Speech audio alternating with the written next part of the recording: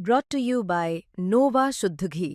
जब जब खाए दिल खुश हो जाए, सदियों का नोवा शुद्ध देसी घी, सपना स्वस्थ भारत का। I love घी। राहुल गांधी चुनाव आयोग को लेकर सवाल पिछले कई दिनों से उठा रहे हैं और महीनों बीत गए, लेकिन साल 2024 का एक मामला सामने आया है जब लोकसभा चुनाव के सीसीटीवी फुटेज को लेकर दिल्ली हाई कोर्ट में एक याचिका दायर की गई।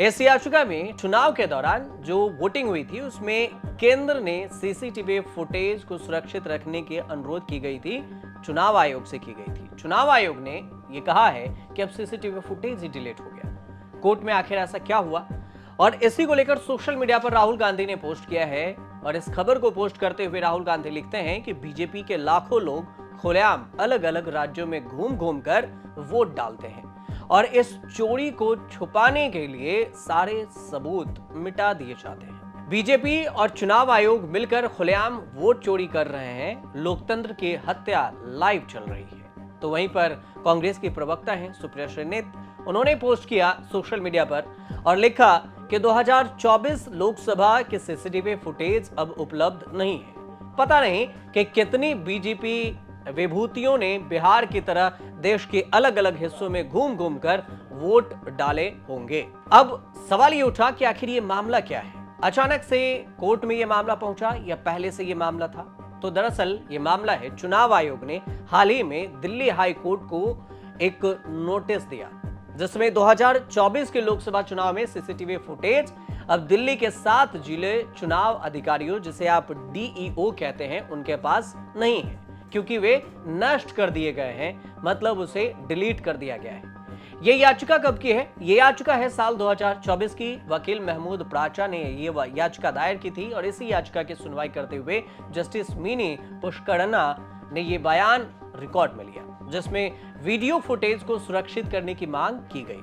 और याचिका में 2024 के चुनाव के संबंध में देश भर के बूथों के अंदर की वीडियोग्राफी या फिर फोटोग्राफी के डेटा की मांग की गई कि इस डेटा को दिया जाए। और अपनी याचिका में प्राचा ने चुनाव आयोग को देश भर के सभी जिला चुनाव अधिकारियों को अपने अपने निर्वाचन क्षेत्रों में चुनाव प्रक्रिया की वीडियोग्राफी और सीसीटीवी फुटेज उपलब्ध कराने के निर्देश देने का अनुरोध किया था कोर्ट से कि आप निर्देश दीजिए और इसे मुहैया कराया जाए।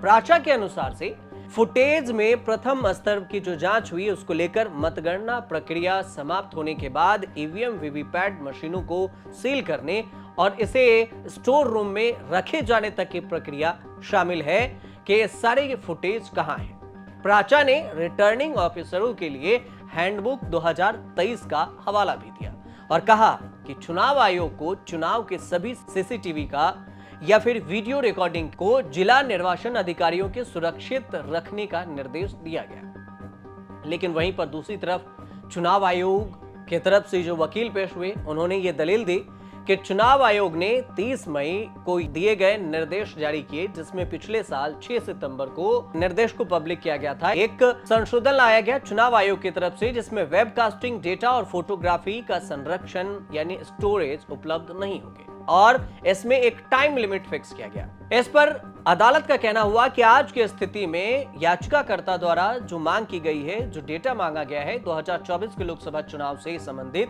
वीडियो या सीसीटीवी फुटेज अब दिल्ली के जिला निर्वाचन अधिकारियों के पास उपलब्ध ही नहीं है। पहले ही उसे नष्ट कर दिए जा चुके हैं, मतलब डिलीट भी किए जा चुके हैं।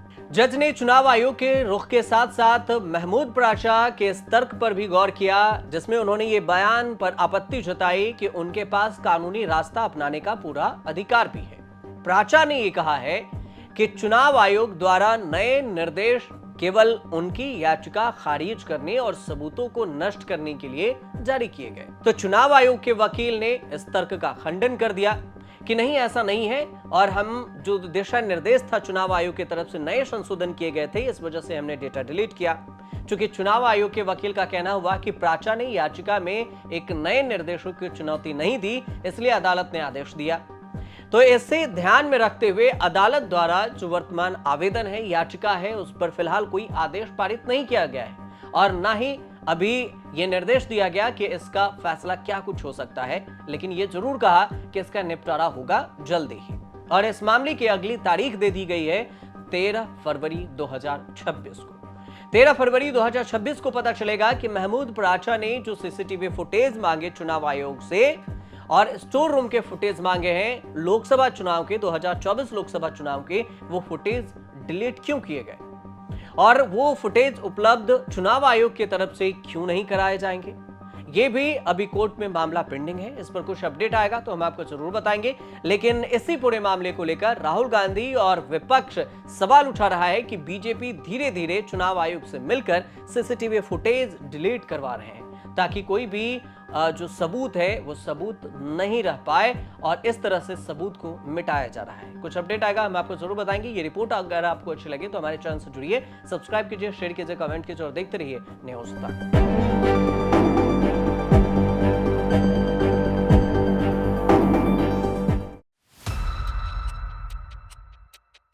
कालांतर में बहुत सारे मुद्दों पर बहसें हुई हैं, बहुत सारे मुद्दों को विपक्ष ने उठाया है, लेकिन ब्रांड मोदी जो है वो ब्रांड मोदी है। उसके वजन में, उसकी लोकप्रियता में कोई कमी नहीं आती है। देखिए नीरज, युद्ध और युद्ध के समय जो भाषा का इस्तेमाल है वो बहुत इंपॉर्टेंट रोल प्ले करता है। अगर आप युद्धोन्माद को यहां पहुंचा देंगे और आपकी अगर टारगेट अचीवमेंट यहां होगा तो ये जो गैप है ये आपका लोकप्रिय बनाएगा। आज की तारीख में अगर आप जाके तमाम जो सोशल मीडिया प्लेटफॉर्म्स हैं उन पे अगर आप देखेंगे, जो दक्षिणपंथी लोग जो प्रधानमंत्री नरेंद्र मोदी का गुणगान क्या करते थे, अंधभक्ति क्या करते थे, आज वहां पे किस तरीके की टिप्पणियां हो रही, मैं नाम नहीं लेना चाहता हूं, जिस भाषा का इस्तेमाल वहां हो रहा है वो इसलिए है क्योंकि जब आप कहेंगे आर पार की लड़ाई होगी, इस बार तो मिट्टी में मिला देंगे, जब आपकी सेना वहां मिट्टी में मिला रही थी पाकिस्तान को, तब आप अचानक आपने सीज फायर क्यों कर दिया? आप इंदिरा गांधी की 1971 की बात आप करते हैं और कहते हैं हमने वो मौका गंवा दिया जब हमारे पास 90,000 पाकिस्तान के प्रिजनर्स ऑफ वॉर थे, हमको पीओके ले लेना चाहिए था उस वक्त, उसके बदले में हमने नहीं लिया। आपने जब उनके 9 एयरफील्ड्स को डिस्ट्रॉय कर दिया और आप अंदर घुस रहे थे तो पाकिस्तान के साथ सीज फायर की शर्तें होनी चाहिए। मुझे लश्कर तैयबा का चीफ चाहिए, मुझे जैश ए मोहम्मद का चीफ चाहिए और मुझे इन राइटिंग गारंटी चाहिए कि आइंदा कभी आप इस तरीके की हरकत नहीं करेंगे और पीओके लेना चाहिए।